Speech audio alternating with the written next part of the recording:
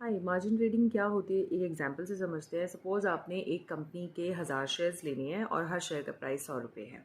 अब आपके पास उतना कैपिटल नहीं है, 1 लाख रुपये आपको चाहिए टोटल वैल्यू जो बन रही है उसको लेने की, 1000 into 100। Now you don't have that much of capital कि आप 1 लाख रुपये के शेयर्स ले सकें। आपके अकाउंट में मान लीजिए 20,000 30,000 रुपये है। सो आप क्या करते हैं, मार्जिन ट्रेडिंग करते हैं जिसमें आपको एक margin sum of money, not the whole sum of money, just 20% लगा लीजिए, 20% उसका सबमिट करना है, 20,000 रुपये सबमिट करना है and you can trade the shares of value of 1 lakh रुपये। 1 लाख के शेयर की ट्रेडिंग आप कर सकते हैं 20,000 सबमिट करके अपने ब्रोकर को। So this is called margin money. ये वो लोग करते हैं जिनके पास फंड्स का शॉर्टेज होता है या जो ज़्यादा रिस्क लेना चाहते हैं, बिकॉज मोर ट्रेडिंग और more capital means more risk, और प्रॉफिट्स अच्छे कमाना चाहते हैं। बट साइड बाय साइड इसका ये भी होता है कि आपको लॉसेस के लिए भी तैयार रहना पड़ेगा। अगर आप मार्जिन अमाउंट नहीं है आपके अकाउंट में, then it may raise penalty from the broker side and you have to pay interest also if you do not have sufficient money to trade, do the trading। तो हमेशा आपको, जैसे मैंने आपको पिछली वीडियो में भी बताया था, किसी भी इंस्ट्रूमेंट को आपको ट्रेड करना है उसके लिए आपको एक तो उसका मार्जिन मनी चाहिए। बैंक निफ्टी के देखिए लॉट जो कॉन्ट्रैक्ट वैल्यू होती है बहुत बड़ी होती है। अगर मैं फ्यूचर्स की बात करूँ, किसी भी फ्यूचर्स का आप कॉन्ट्रैक्ट करते हैं तो उसका बैंक निफ्टी का लॉट साइज 15 इस टाइम चल रहा है और प्राइस अराउंड 44,000 चल रहा है। तो आप अगर वैल्यू कैलकुलेट करें, मैं 40,000 भी लेती हूँ, इंटू 15 भी करती हूँ, तो 6-7 लाख का बैठता है। बट उतना आपके पास नहीं होता, सबके पास अमाउंट नहीं होता। So they do the margin trading and the broker charges a certain percentage.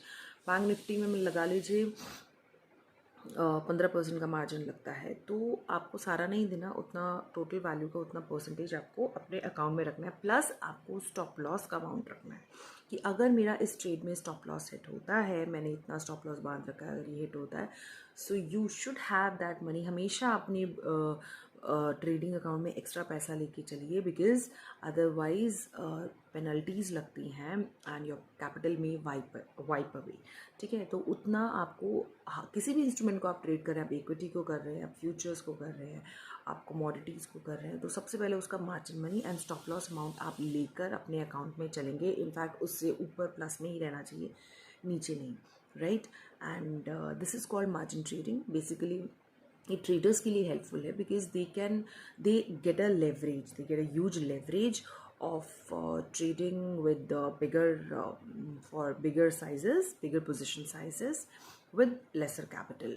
and वो जो fluctuations होती हैं, short term fluctuations होती हैं market में, they can take advantage of that and they can book their profits।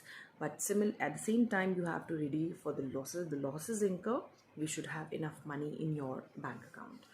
so margin money is nothing but basically आपको broker एक kind of loan देता है एंड उसके बदले आपको कुछ अमाउंट ब्रोकर को, विच इज़ कॉल्ड मार्जिन, वो सबमिट करना होता है, अपने अकाउंट में रखना होता है, so that you can, in case आपको लॉसेस होते हैं तो वो आपके मार्जिन मनी से कवर अप किया जाता है।